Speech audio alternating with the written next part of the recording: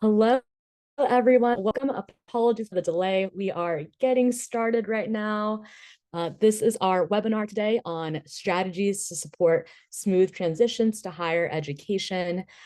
I know folks are tuning in, so just going to give people a few more minutes to log on, get connected to audio. But again, our webinar today is strategies to support smooth transitions to higher education.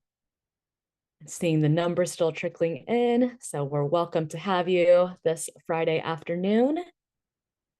And we'll go ahead and get started. So if you are familiar, if you haven't joined one of our webinars today, here's a little bit of some housekeeping. This webinar is an hour and 15 minutes. The audio is muted for all of our attendees. Please ask questions through the Q&A portion, not the chat, please. Keep everything into the Q&A so we can easily find your questions as they're coming in. The session is being recorded, so if you need to jump out at any point of time, we are recording and we will send out this recording, this PowerPoint, as well as other materials as needed. Let me just enable captions for folks that are coming in.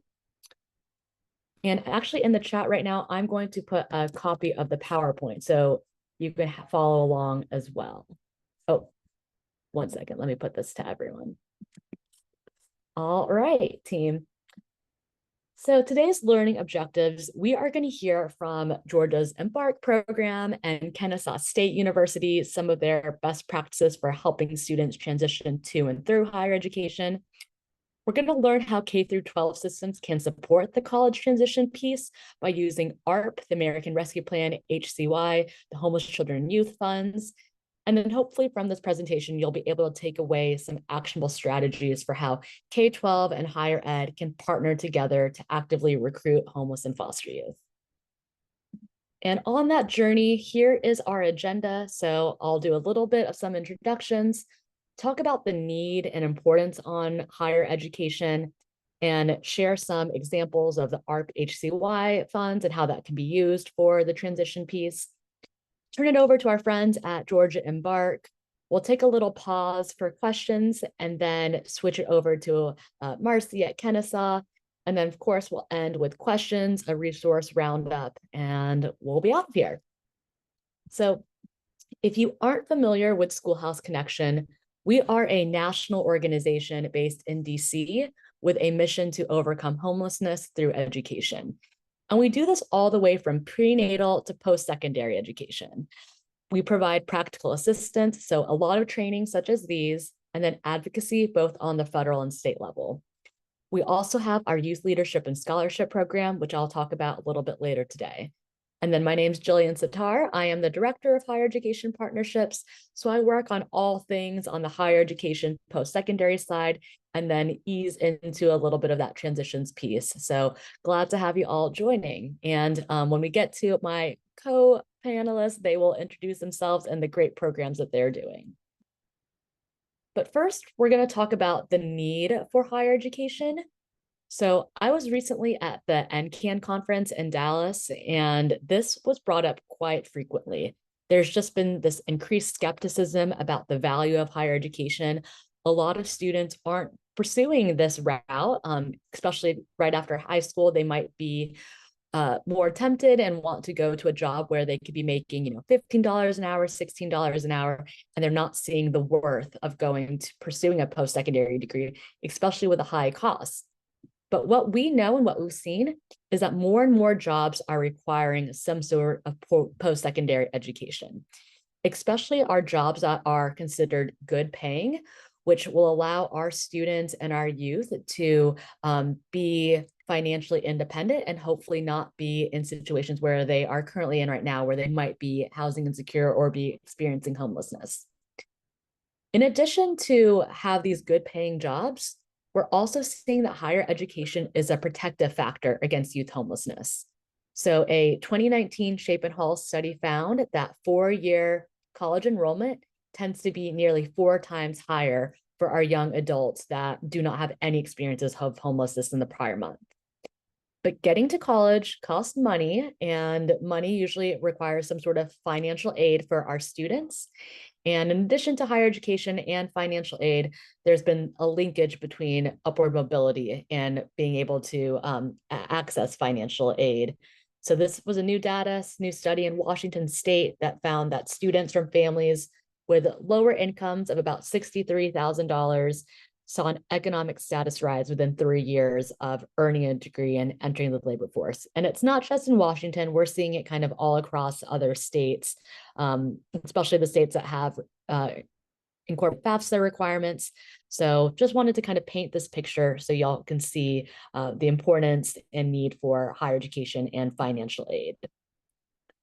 And we've done a report. This was from last year. We're currently working on another one for this year. If you want to join, or if you want to scan this QR code, you'll get the report directly to your phone, or you can go to the link. One will send out the report later. But we were looking at data 7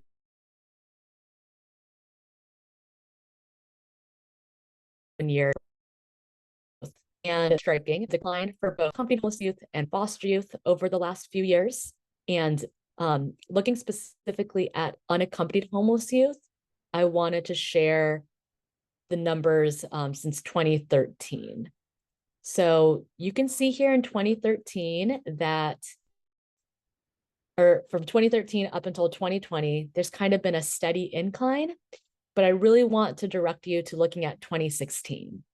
And that was because FAFSA amendments went into effect for McKinney-Vento liaisons that said you need to identify and tell your unaccompanied homeless youth that they are independent students.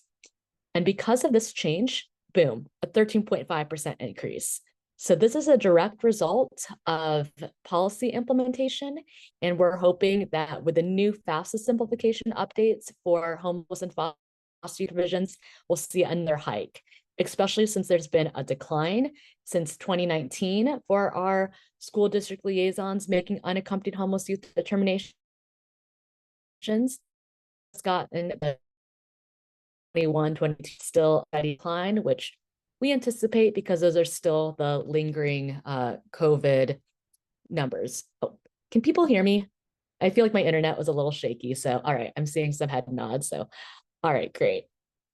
Hopefully the recording will be a little bit better if you missed some of the things that I was sharing. Right. So as I mentioned with the FAFSA simplification updates, the biggest one is that for the 24-25 FAFSA, there is going to be a delay.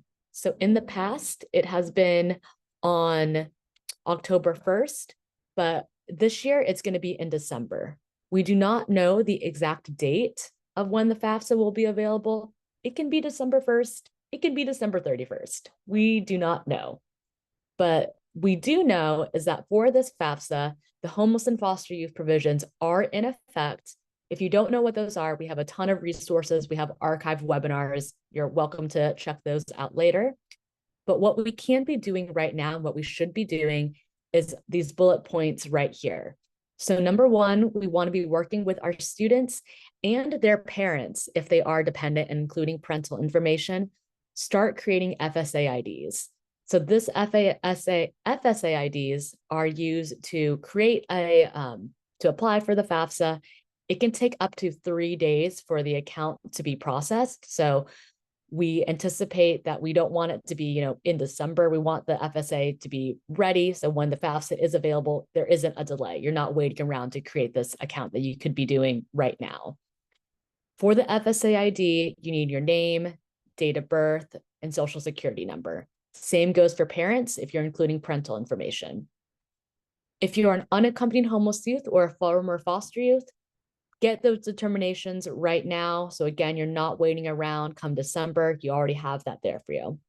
And then lastly, researching scholarship opportunities. I'll talk about the Schoolhouse Connection one. But in addition to scholarship opportunities, I also want to recommend that you look up priority deadlines for your institutions. Some states and some schools have made a delay And that's because there's been a delay in the FAFSA. So they're giving students and families more time. Some schools have not moved forward with that delay. So double check and see if there are any changes with priority deadline for the schools that the students want to go to. So speaking of the scholarship, we have a really great scholarship here within Schoolhouse Connection. You can snap the QR code below, but it's a great opportunity for students to connect with other youth across the country.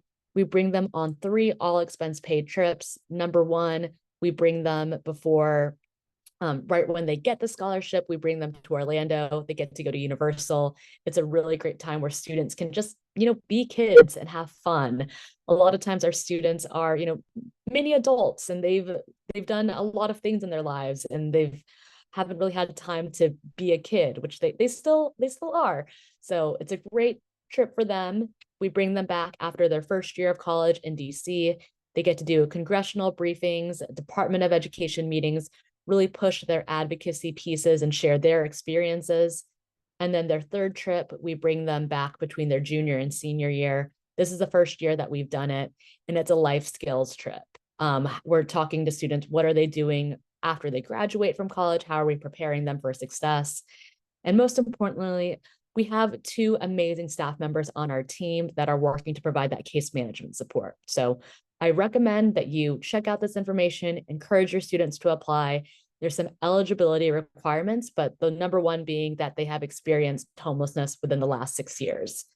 Undocumented students can apply, and it doesn't need to be specifically unaccompanied homeless youth. It's all homeless youth. So with that being said, I'm going to talk really briefly about the ARP-HCY money and best practices for transition.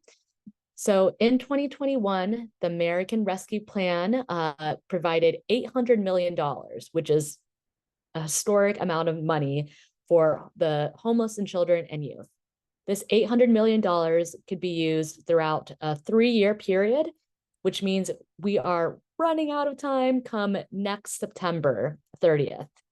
And money can be used for a lot of different things, including any activity that's allowable under the McKinney-Vento for homeless children and youth programs to really help identify, enroll, retain, and increase educational success for homeless children and youth.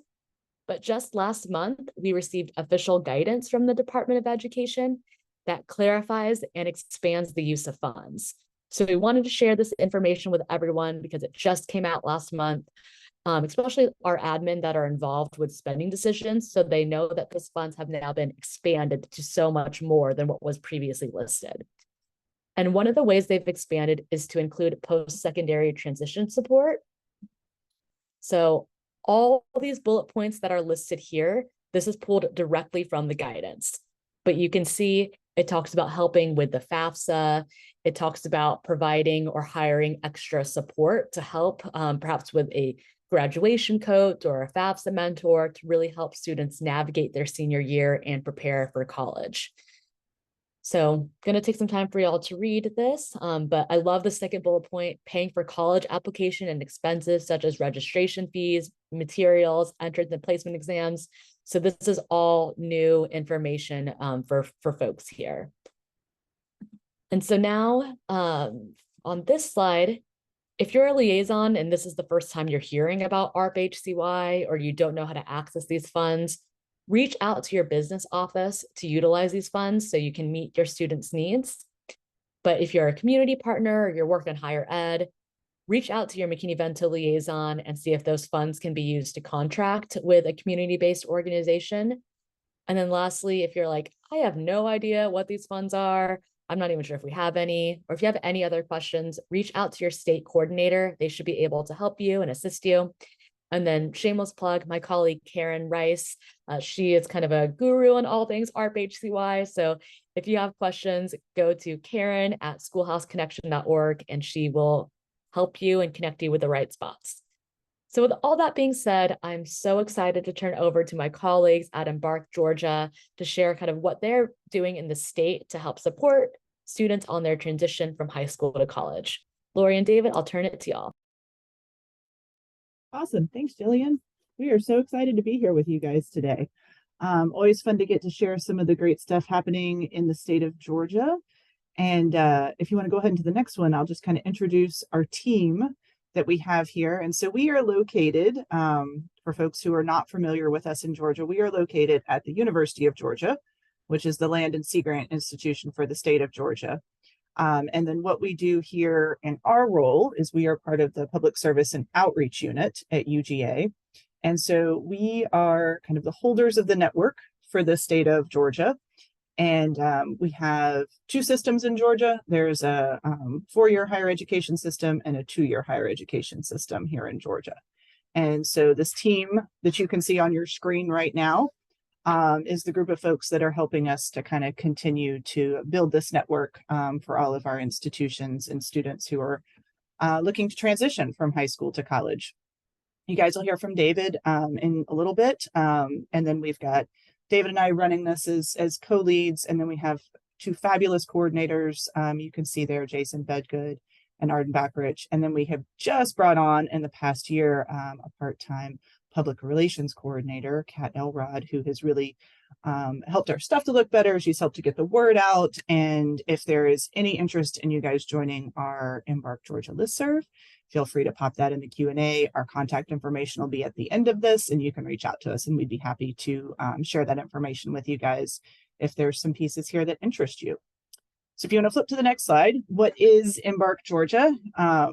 David and I have been working on this in the state of Georgia since around 2012. So we're pretty excited to see how it's grown. We joke that we're kind of still in our infancy here as to what we've been doing. And some folks are doing more than others across the state, and we're grateful for any support that folks on campuses are giving to this population of students. And so we work at these 3 levels that you can see on your screen. We've got local, which we call our campus-based support program piece. And so that's for all of our 2- and 4-year public campuses here in Georgia. We have not brokered into the private school world yet, but on the public campuses here in Georgia, we have identified a designated point of contact, is what we call that here. And that's a person on these campuses that is willing and able to pick up the phone to help students or adult supporters answer questions about going to college at that institution. And so these are not necessarily paid positions, which hopefully some of you on this will chuckle at that. It is generally other duties as assigned. We do have a few of our institutions that do provide this as a paid position. I think that's really only 2 in the state. We have about 53 of these public institutions. And so those are our designated points of contact, and we work with them in a variety of ways. We'll talk about that a little bit more in a second. And then in the middle, there's our statewide, so our EMBARK Georgia network. We'll take a look at what that looks like and how we provide resources there. And as an added piece, we are part of a national initiative that's called FAN, Fostering Academic Achievement Nationwide. And Georgia is one of 19 states right now that has this type of network that's kind of a backbone support that's working to support students who have experienced foster care and homelessness kind of transitioning from high school to college. So that's kind of where we're seated here in the state. And then on the next slide, you can kind of see what that network looks like. We've sort of got ourselves in the center. We don't like to say we're the center of it. We hope everybody is building that network to connect to each other is the big goal. But you can see the different areas in which we try to bring together. Our goal is to foster that connectivity, bring those best practices, and provide that network to share the information amongst each of them. So the TCSG piece at the top, that's our 2-year technical college system school. To the left, we've got our campus support programs. Those are again on the 2- and 4-year campuses. Next, we've got our statewide nonprofits that we work with. We've got DFACS down on the bottom, which is our child welfare system, the Division of Family and Children's Services. USG up next, that's our university system. That's our 4-year schools. And then the Georgia DOE is our State Department of Education, which helps with all of our homeless and foster care liaisons to provide information to them. So there's a lot of other pieces, but those are kind of the main pieces of what we've set up in Georgia as our network as to what we're doing. And so the next slide will talk about kind of how we're doing that. The mission is to increase the college access and retention for students who have experienced foster care or homelessness. The interesting thing about EMBARK is in the past couple of years, we have come across some funding, which has been great, but the majority of the work over the past 10 to 12 years has been very grassroots and very driven by extremely dedicated folks who are willing and able to support this population. So those strategies you can see there have been relationship building, relationship building, relationship building. The more we can build the relationships across the state and amongst all of those partners, the better. That's the big goal. We want everybody to know who they can pick up the phone and call.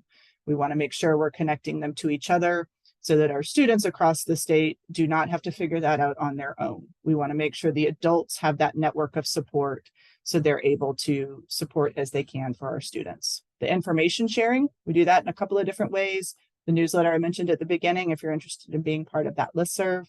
We host a conference every 18 months. We've got one of those coming up in February.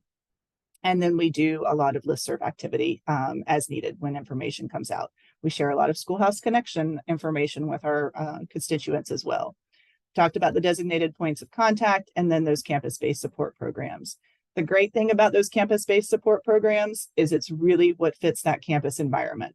We know not every student wants to go to the same school. We want to make sure that those schools have an environment in which makes sense to them and which makes sense to their students.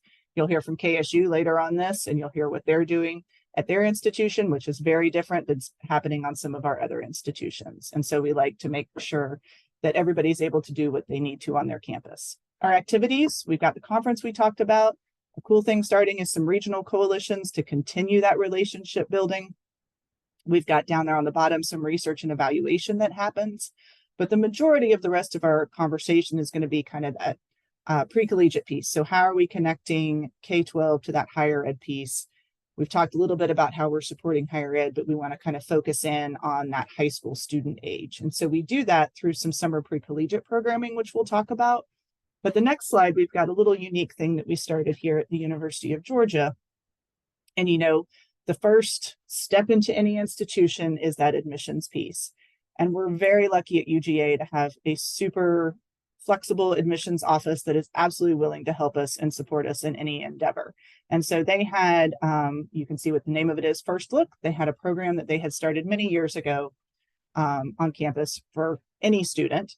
And we talked with them about figuring out how we could do one specifically for this population. And so they have partnered with us on and off over the past 10 years to host a specific First Look, where we've reached out to our Department of Ed, homeless and foster care liaisons, and our child welfare case managers to bring students to campus for one day. They can bring their adult supporter. We offer, you can kind of see the schedule there about what folks are doing. And so it's a campus tour. You get to eat in a dining hall. You get to meet with some professors. We bring some students in so they can talk more to the kind of peer they would be with once they're here. And then there's some optional tours that are offered as well. And all of this is supported through our Office of Admissions.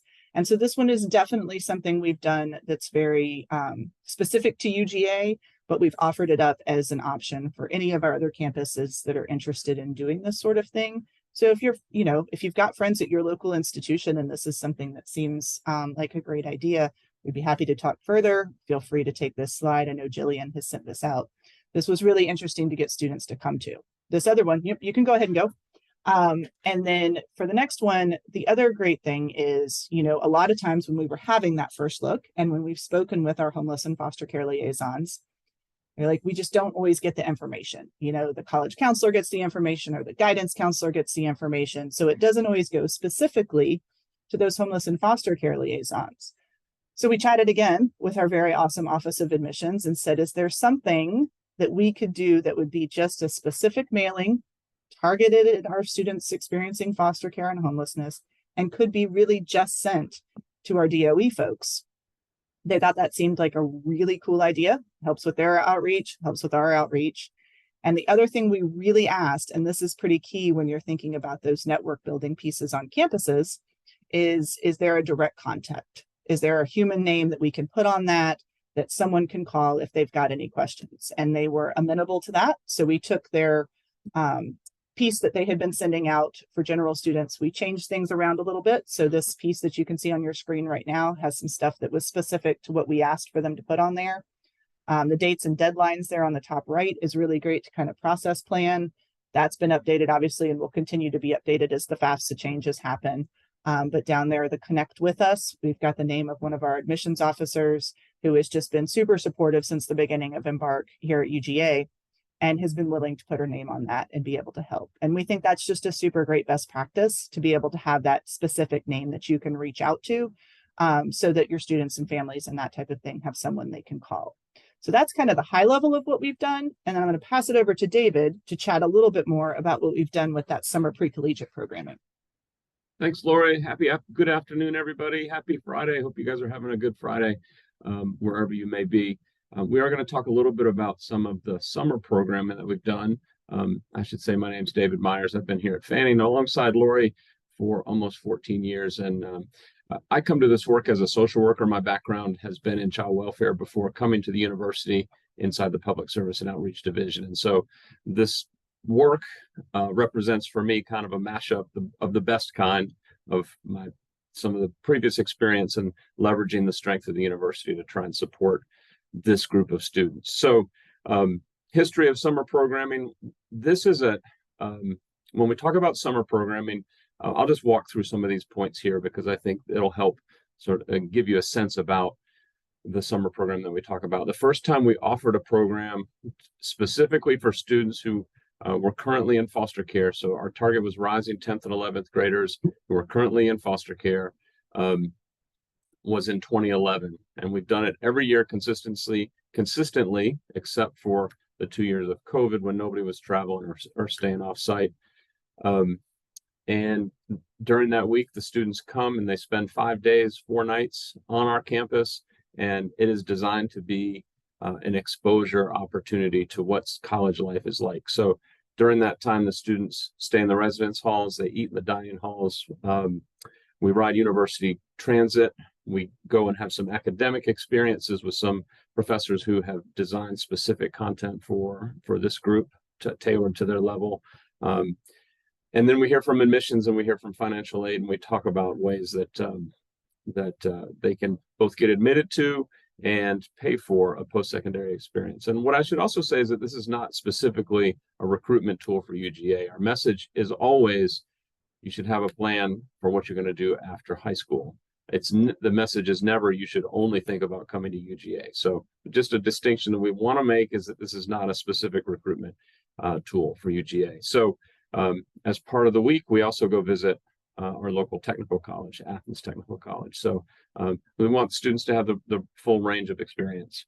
So another key factor in the summer programming content, well, not really the content, but the experience, I guess you'd say, is that we hire college students. And when we can, we hire college students who have had experience in care to act as mentors during the week. And so they serve both as shepherds and interpreters and managers during the week to help us both move around campus, but also help the students to understand and digest what it is that they're hearing. So one of the big things that changed for us in last year, and that's what we're going to talk a little more about today, is that our university system was allocated some state dollars to replicate the program. And so last summer we had 6 campuses who applied and were awarded funds to run programs like this on their campuses. So we'll walk through some of the details of that. I think, Jillian, we can go on to the next slide.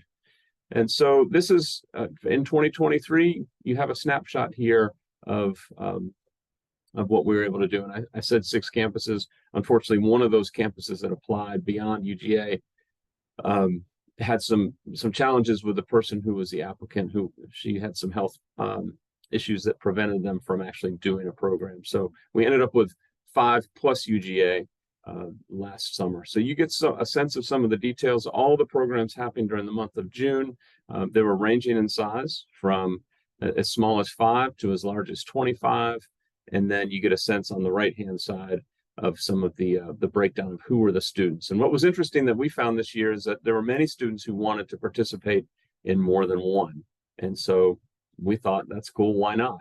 And so as long as there was not a conflict between the dates, and we could get students to and from each of those campuses, that was great. And so you see 19 of those students were able to participate in multiple programs. So Yeah. All right. Let's see. Some of the activities, we walked through a little bit of this, but across the whole state, we want students to get a full experience and a full range of experiences about what college life is like, because we know that college can be challenging academically, but it can also be fun. And it also offers an opportunity for students to expand their horizons a little bit. So you see some of the academic activities, and one of the key things that we do talk about on every campus is the opportunity for students to take advantage of ETV, or education and training vouchers. So these are students specifically from foster care, and ETV is money that's available to help students who specifically have that foster care experience. So unfortunately, it doesn't support students who have solely homelessness experience. But we were able, as we also partner with our State Division of Family and Children's Services to administer those funds. And so it's kind of a natural fit for us to be able to manage and support the summer programming aspects and offer the ETV information along with that. So you can see, what's it like to live on campus? We try to touch on all of those things, but then we actually add some of those fun things too. So so the Bull River Marine Tour, that's one of the programs or the experiences that the students at Savannah State had. Several of the programs offered a ropes course experience. We do too, and I can tell you that's really fun. It's also fun to watch the students push themselves a little bit and overcome some of those fears that they have. And then on down to escape rooms and bowling, just purely fun and team building and bonding kind of stuff. So you see the quote there at the bottom. We accept all students who express an interest. And so there are some students, quite honestly, who are looking to get away from a group home for a few days. And that's okay. We're happy to accept those students to come and participate in the program. And in some cases, you see, I wasn't really thinking about college, but now I'm going to consider it. It opens their eyes to what college life could be like, and the supports that exist to help them while they're there. All right. Here are some of the key things that the students told us. Learning how to pay for school, either through financial aid or through scholarships, was key. Students come in not having really any clue, is my experience, about how to pay for school.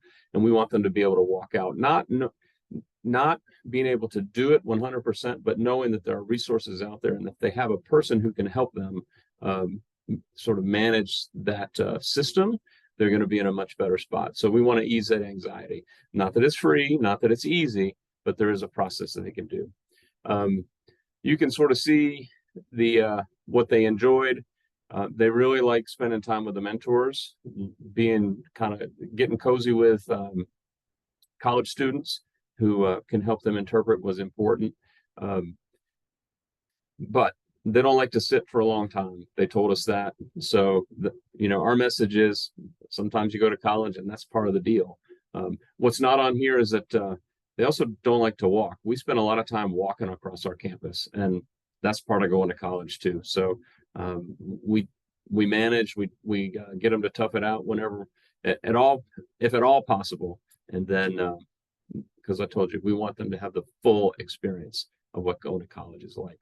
So let's see what else we got. What's coming up in 2024?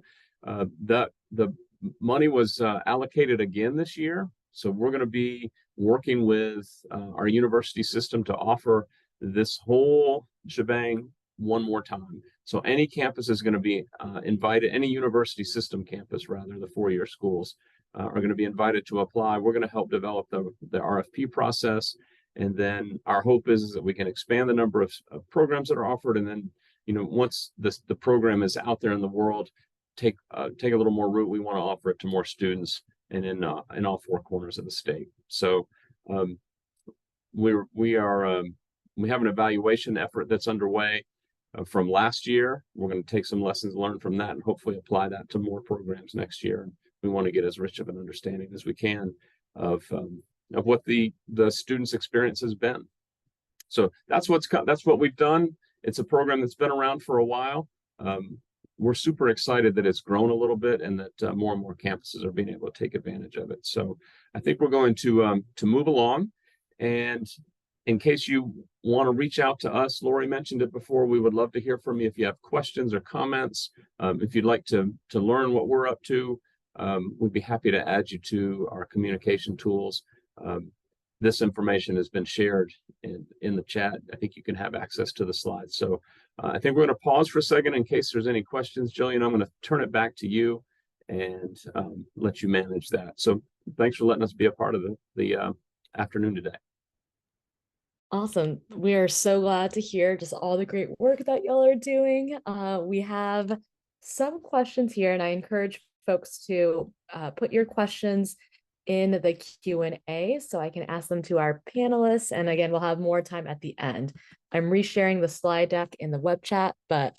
But our first question, David, I think the question was when you were presenting, is the program available for undocumented displaced youth, both with families and unaccompanied? Unmute. So the summer program specifically is designed for students who are currently in foster care. So that's the only requirement, is that students have the legal order placing them in care.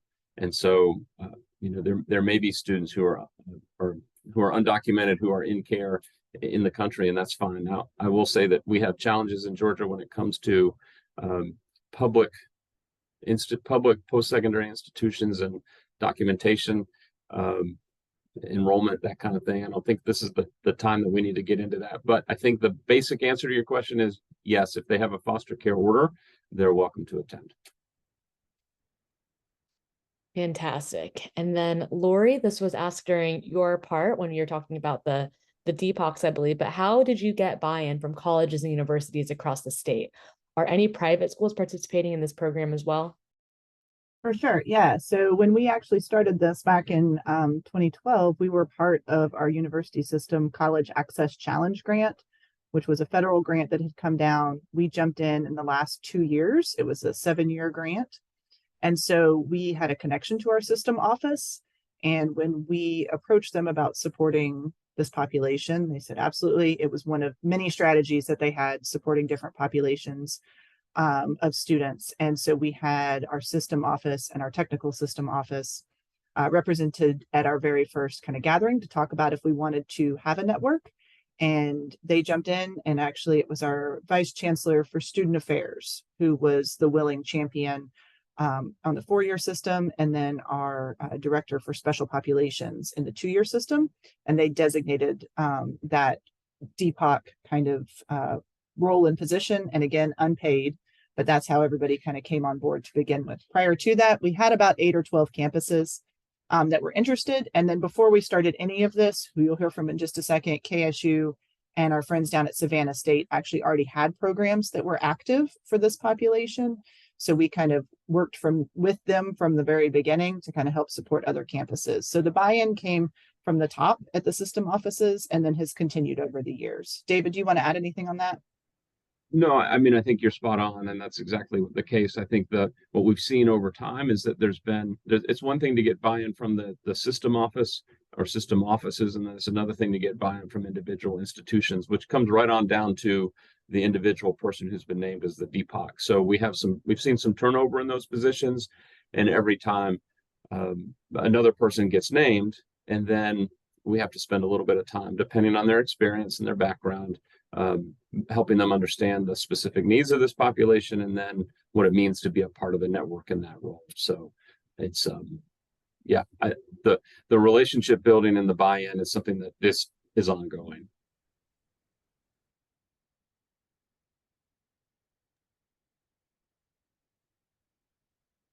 All right, well, when we're turning it over to Marcy, other states offer similar programs like the EMBARK program. This person's in California. Oh, for sure. Yeah. And for the summer pre-collegiate, yes, there are a lot of schools that offer that. And then as far as the statewide network piece, in California, you have California College Pathways. And if you look that up, or the John Burton Advocates for Youth, both of those will get you to the campus support liaison list that you have in California. There are currently 19 states that have similar network building activities. Fantastic. So keep getting your questions in. We will have time at the end to answer them. And if Lori or David, if you want to type any of the answers, you're welcome to do so. I'm going to go ahead and switch it over to Marcy, who is going to share all the work that she is doing at Kennesaw State. So Marcy, take it away. Thank you. Hi, I'm Marcy Stidham. I am the Assistant Vice President for Student Wellbeing at Kennesaw State University. I am the founding director of our KSU Care Services. So today I'm kind of going back into my original role that I had for many years. So KSU Cares, as it says, is our mission to provide food, temporary housing, and other supportive services to the students that we serve. And we serve these students through 4 levels of care. And so that's what our triangle represents. What I will say is CARE does largely function like a nonprofit within the university. So while the staff salaries are paid for through state funding, the services that we provide are through fundraised dollars. When I started this program, I was the associate director for case management services in our counseling and psychological services.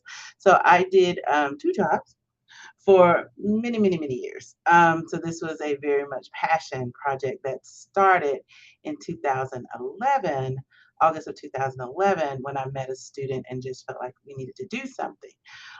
But what happened by 2016, the summer of 2016, I was finally pulled out of the counseling department and be able to provide this service independently. So as its own standalone department, and it has just grown and flourished from there. But I wanted to say that because it always helps to level set expectations. This is from years of work, sacrifice and dedication, but also, David likes to pick at me and say, with my guerrilla style warfare approach, I I was able to raise multi-million dollars for the university to support this program. But all of our funds that we have raised over the years go directly back to the students, not to support staff salaries. But it does support our structure and our program support. So it's been very helpful that way, but it does take a lot of time and effort. So do not look at what we do and say, oh gosh, we can't do it. Yes, you can, because I did it with me and an intern. And now it is much more than that. So real quick, just to talk about our triangle. So I'm really big into Maslow. So emergency assistance is a program that is our newest program. We started that program, and that is for all KSU students who we serve. And just in case, let me say this: KSU is a 45,000 student population in just outside Metro Atlanta with 2 campuses. So our emergency assistance is open to all those students, undergrad and graduate. And it is, of course, funded through donations, but we assess different levels of support. But it can be not just because you're having issues with shelter, food, or safety. It could also be focused on I don't have the appropriate psychological testing that I need, so I can get accommodations for my class. So we want to make sure that financial hardships don't derail your academic progress. So if we do that, we look at it and we assess it. And it is a year-round service and support. It is in partnership with financial aid. So financial aid is our first line of effort. We know when financial aid runs out of money because we're always helping them to use it up. We look at the SEOG funds that financial aid can award. We look at ungifted scholarships that financial aid can award. But then when they do not have funds that they can access, then we then look at our donated dollars to support them through emergency assistance. So also KSU Cares Pantry is open to all KSU students. They can visit once every 14 days. It is open Monday through Friday. We have a pantry on both campuses, and we have 2 half pantries that I'll talk about in a minute, but they are a shopping style pantry. We do have a partnership with Kroger, and they help to design and build some of our pantries, and we're working with them now, and I'll talk about that later, on a project to hopefully do that for more schools across the country. And then case management. We do not have a full-time case manager for our case management services, and never have. But what we have always used are master level social workers. I am a licensed clinical social worker, as well as my master's in public administration. And I believe in the power of students and having that near peer model. But then also, it's a great training ground for future social workers. So we have social workers from University System of Georgia, from UGA, from KSU, as well as Georgia State University. So we have anywhere from about 5 to 7 case management students. I'm really excited. We're actually working on one from Ohio State. And so those case management interns get to work with us for that year, or however long their program allots into our program, and provide support and resources to the students who have been assessed, that they have assessed and identified as have experienced homelessness, the foster care system, or some type of or currently in a food scarcity moment.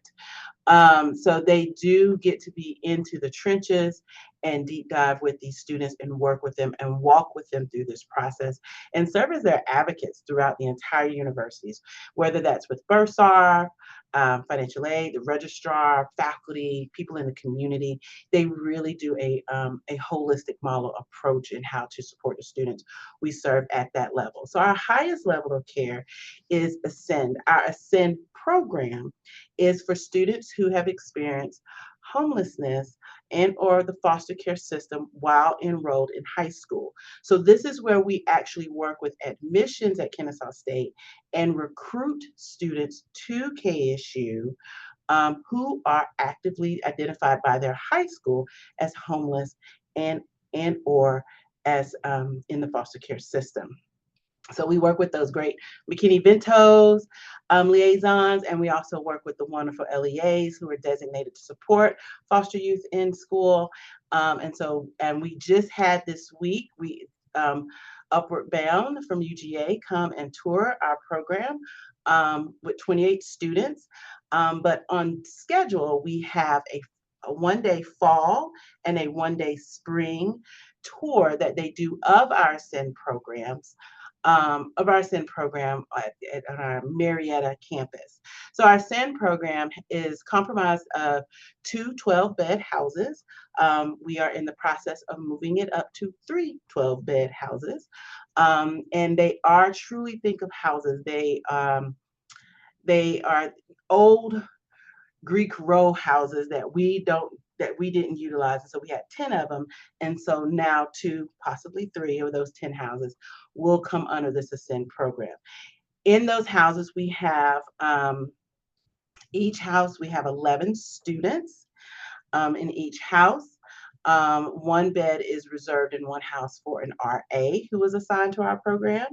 And the other bed in the other house is reserved for our AmeriCorps Vista, Judea, who kind of functions like a big sister. But she knows how to cook. So she has cooking classes.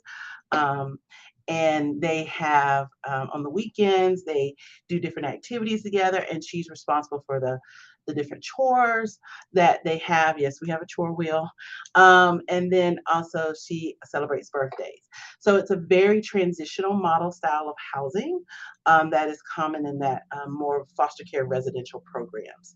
And so the reason why when I designed it, it is the transitional living model was helpful because when students come to you, there's a lot of trauma, there are a lot of unlearned experiences, and there's a lot of just daily living skills that they need. And so we do that in that model for those first 2 foundational years.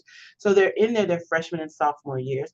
And then by their junior and senior years, we transition them into different campus living opportunities. Now, we don't have room for all the students that come in to the Ascend program to live in the houses. So even if they don't live in our houses, but we try to make sure they live on campus or some live in the community, they still are incorporated into our meetings and everything. They are Ascend. They are Ascenders, as they like to call themselves. And so they still participate in all the different activities, but we do try to have as many as we can in the houses. And one last thing on the Ascend program, we do have mentors. And one thing I will say is we recently had a lot of university trustees. How our Georgia system works, our trustees are connected to each university. And so having those persons in their lives, being able to pour into them in the way that we're training them and supporting them to do has been very beneficial. Also, we have monthly community meetings that are sponsored by a local franchise, Zaxby's, which if you're not in Georgia, you don't know what Zaxby means, but it's really good. Chicken fingers that a franchisee supports and provides monthly as free to the kids. But then also we do different holiday excursions with them because we are home. Most of our students cannot go home. They are home in that Ascend house and we are their family. So we do take on that role and make sure that they have Christmas, they have Thanksgiving, all the fun things.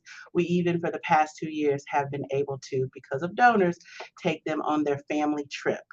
We have one student who's swears he's going to get me to agree to a cruise, but at this time I said Miss Marcy doesn't do international waters for the Ascend program. But for the past 2 years, their first year they went to Disney for a week. This summer they were able to go to Washington DC for the week to see our capital. All right, Jillian, I'm ready to turn. So, and that's them at DC. So our Ascenders, like I said, we recruit them out of high school. So I know I have a lot, again, McKinney Vento, folks on the call, and LEAs. That moment, going back to what Jillian said, is when it's a great time where we partner with them on those moments to make sure those application fees are taken care of. Now, at Kennesaw State, this is not at every university, we've organized and worked out with our admissions where my team can waive the fees for their admissions. But we have not gotten that successful with orientation. So that's where these dollars could be used to pay for orientation, but they do not have to pay their application fee. But like I said, they experience homelessness while in high school, and we are a part of a living, learning community. And then one thing I didn't mention on the other side is that we do have them participate in a bridge week. So we bring in all of our students a week early. There are costs and expenses that come with that. So if a university thinks, well, we could do that, then that's an opportunity again to partner with your homeless liaisons to talk about what costs are incurred, even just the transportation to get to campus. Could be something that could be covered. The cultural enrichment programs, again, those are the family, well, we call ourselves family, but our family trips. But then we also do Adulting 101, which is something that we do throughout the university. But we make sure we have special programming for them and do deep dives. But then also we're looking for opportunities where they can learn more about global communities and dare to dream of one day taking them on a trip, not domestically, but internationally, so that way they could go and have a global experience. This year we started our peer leaders. So some of the little ones that you see, listen, most of them on the picture right there are peer leaders. And so they are the third years who are coming back and helped us to lead Bridge Week, have those shared experiences. They can easily say, "Me too, I was you 2 years ago, but me too, I had trouble, I struggled, but look at me now, I have a 3.0 or GPA or higher." And then we do a lot of individual success planning. I will say we do have a case manager assigned to just the ascenders.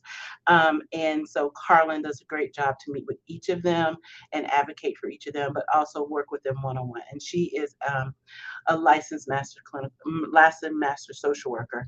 And so she does all their case management individually with them. But next year we hope to add to her a master level social work intern. Next. So just want to say these type of projects and opportunities, it's just not putting dollars into more passion moments. There are real hard outcomes that come from this. So you'll see this over this 3-year model, how our numbers have vastly improved and grown, especially when you start seeing that our GPA is ticking up.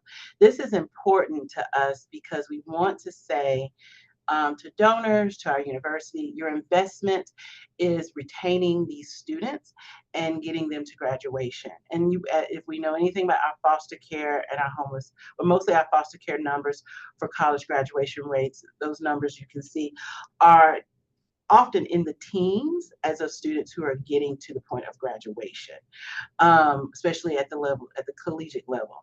So what we're showing is that this investment is deepening our connection to these students and that they are staying in.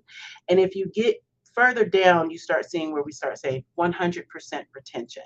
So these are our students who stayed at the university and hit 100% retention with our most recent cohorts, but then retention in the program. So they also identify and have buy-in with our program and are staying connected with us. Okay, next.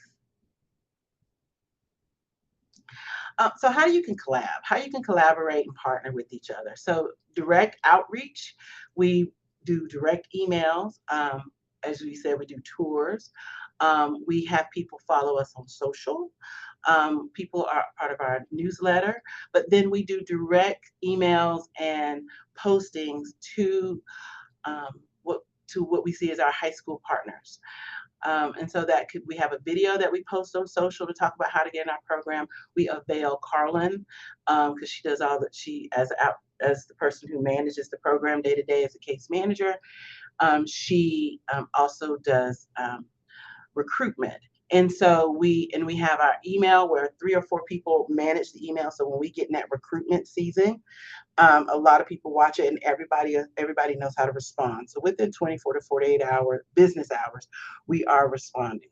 Like I said, we have the October 23rd, so next week. So we got Upward Bound that came this week. Next week, we got our students scheduled to come in and do their tours. And these are students who are prospective. One thing we've done is deep dive partner with different schools. So Marietta City School is a highlight where we, if you know, in Georgia, a lot of our youth struggle, especially if they've been in foster care most of their days. They're still dealing with, they never learn how to drive, and they all want to drive and they all want to buy a car. And it always, for some reason, it's got to cost $2,500. Those are the scariest purchases in the world. But the biggest thing is they don't know how to drive yet. So we're actually partnering with Marietta City School and their driver's ed program that they provide for their high schoolers. They'll also provide it for our ascenders. Even though we're paying into that program, the outcome benefit is we start building more deeper partnerships and connections with Marietta City Schools. And so they'll start making sure that they send their students to us, as well as that gives a good chance for our students to maybe get in there and connect with and meet some of those students and share with how KSU is doing and supporting them. So the more you can deepen your connection, you deepen the buy-in, the bigger the connection and the relationship builds. Our future plan is to have our peer leaders to do more connections with high schoolers at Marietta City Schools and Cobb County School System, but also in our northwest corridor of Georgia. That's because what we want to do is make sure that our students can stand in front of other students who experienced what they did in high school and be able to say out loud, your colleges are investing in you, they are supporting you, and college is something that you want to aspire to. And they can tell their stories better than we can.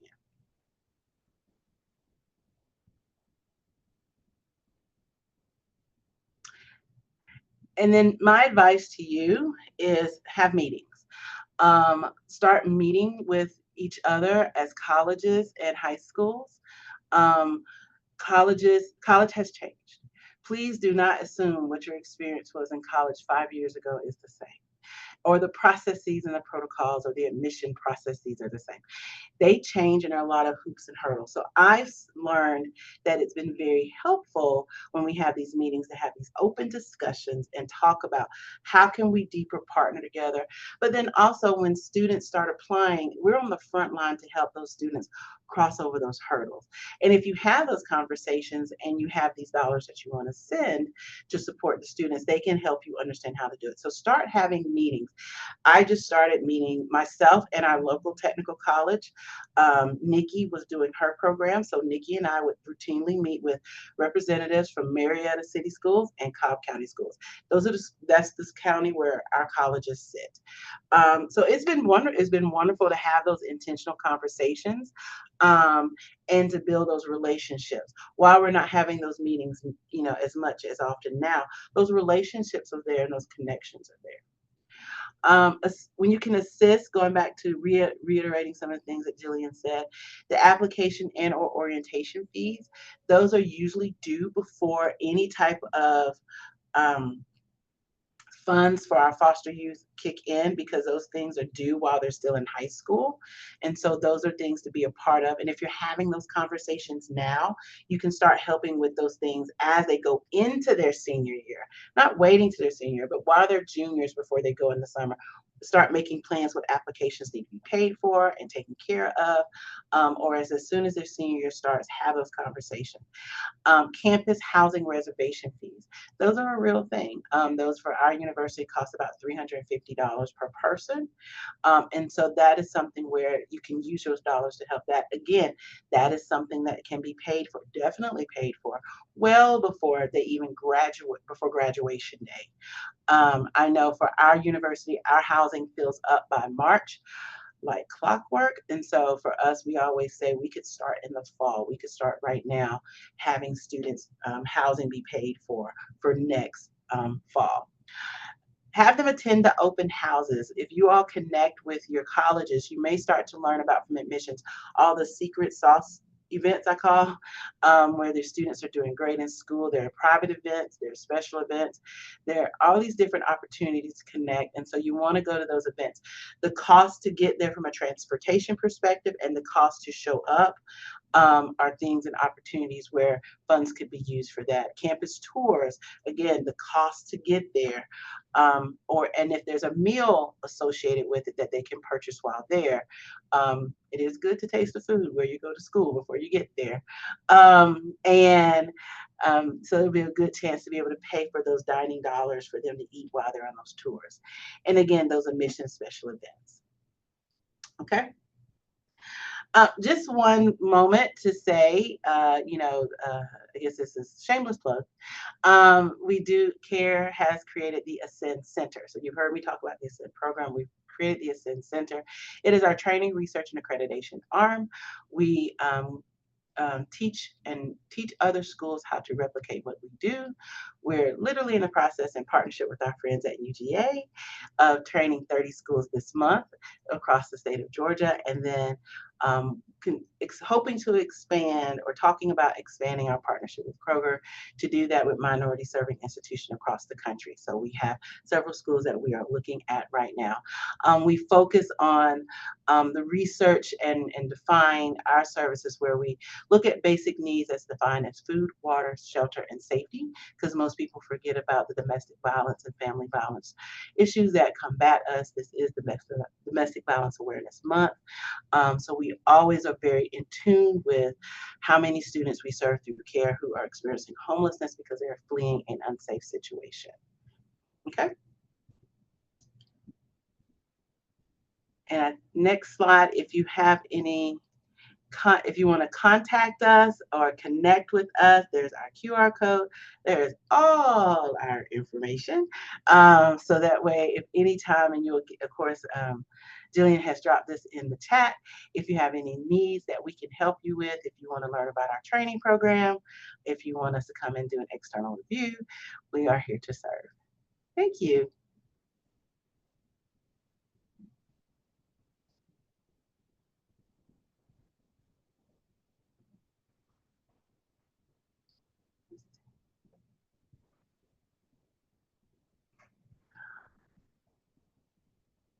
Let's see, Jillian. Or if Jilly is, I think she might have a bad connection, but there is a question in the chat if you would be willing to answer it about whether or not your program is available for out-of-state students, and if their state does not have a program like this, can their students still access your opportunities? So yes, as long as we have several students who are out of state who have actually come to KSU to become a student. So those conversations Carlin and Lauren will be excited to have. But we have experience where students, they're mostly bordering states, but yes, we have often had students inquire, how can they become a KSU student? And applications for next year are open. So it is, there is an opportunity there. So if they're out-of-state students and they attend a different college, how they can access our resources. I feel like the best way they access the resources is often they reach out. Those calls, usually I get those calls through Lori and David because they may reach out to our EMBARK program. But sometimes what we do is we've been wonderful in responding to students, answering their questions, giving them advice, and different things like that. And then I would say also Schoolhouse Connection is probably the best resource on everything across the country. And so they would know the different rules in the different states much better than us. But then if your institution, meaning your college, or if the college and the high school want to partner together, that's where my team would come in and do training on how to facilitate those conversations and come up with strategic plans on how the high schools and the colleges in the community, in that shared community, could work together, and or work with the college on how to level up, create, or establish the services that they need that best fit the needs of their campus. Yeah, and I would just add that anytime if you've got a question about something in Georgia, feel free to reach out to any of the three of us that you have the contact information for on this. And if there are other states or some national things, Schoolhouse Connection is definitely the place to reach out. And they have most of the folks across the country that are doing this, but you could also reach out to the piece we referenced during our portion, which is FAN, which is the Fostering Academic Achievement Nationwide, for a list of those backbone organizations as well. But more than likely your state has something, and Schoolhouse will absolutely be able to figure out who that person is. Yep. Jillian had really bad internet and had to log off. I do see that there was a raised hand. I don't know how to answer that. If you could plug that question into the chat, I will do that, and then we can wrap up. I think I can also share screen, maybe. What other things did? You got thumbs up, so somebody might be coming in the chat pretty soon. Lori, there was one question in the Q&A a few minutes ago about legislative action and collaboration around sustainable housing. I'm not sure. I'm certain I'm not the best one to answer that. I don't. Marcy, do you have any sense about that? So I know legislative action around sustainable housing. So I know that locally, a lot of people are doing some cool different things. I know our Marietta cities are doing things. I don't know about national efforts around housing, but the things that I would know right now would be particularly in Georgia. So I would probably defer that to Jillian, when I see she's trying to get back on. But there was, I think I saw something go into, let's see. Okay, I see the legislative. Mhm. There All was right, so that would definitely be a Jillian. And so Joan, what I would say is if she can't answer it today, that will be something she could definitely answer afterwards. Schoolhouse does a great job of always responding to these Q&A post the presentation. Okay, so then, do you see the question about letters, determination letters? yeah, are unaccompanied homeless youth determination letters still required for subsequent years in college? Oh, here we go. There's a change here. I thought I read somewhere where that only required that first year, but I don't think college has caught on to that. Yes. And I see Jillian. Jillian, are you back with us? Back with us? Nope. Okay, so yes, Schoolhouse Connection was pivotal in that. So yes, what's going to happen with the new FAFSA changes is we will be able to, those students will do that first year, but the goal is with the new federal law for FAFSA. So FAFSA comes out this year in December. So there's going to be a little bit of delay. So we need to make sure we have all our ducks in a row and be ready to go right around Christmas time before the students get away for y'all for the Christmas break. But yes, they need to have those letters when they're applying from high school. But once they're in college, that letter should follow them and support them throughout their college tenure. That is the new change with the new FAFSA laws, and we can definitely thank Schoolhouse Connection for their advocacy to get us to that point. So great question. Thank you for asking. And I will also add on that one, I agree that getting it down to the campus level has been a challenge. So I think the more that all of you on here that are in the higher ed sphere that can advocate with your financial aid offices, and Schoolhouse Connection would provide any help and support with that, that's going to be the key to getting it implemented across the country, is figuring out those folks in those financial aid offices that are willing to listen and hear. Great question. Timely question. For sure. I do believe Jillian's still in trouble. Oh, I heard her. Yeah, I apologize to everyone. The internet has been so terrible right now. Thank you so much for the Georgia team for stepping in and questions. We will be sending out the PowerPoint and the recording, though I admit it might be a little sloppy with all my in and out with the recording. So again, I apologize for that. Truly, I am going to briefly share my screen just so you can get everyone's contact information one more time. Thank you so much to our friends at EMBARK and our friends Marcy at Kennesaw State. We love the work that y'all are doing in Georgia to help transition your students to and through. So just thank you all again. We'll be sending out this information shortly. Please use your ARP-HCY funds to help your student transition from high school to college. And again, you can use those funds to talk through some of those pieces that Marcy was saying at Kennesaw State. So the orientation fees and other pieces. If you have any questions, let us know. And thank you all again for tuning in with us today.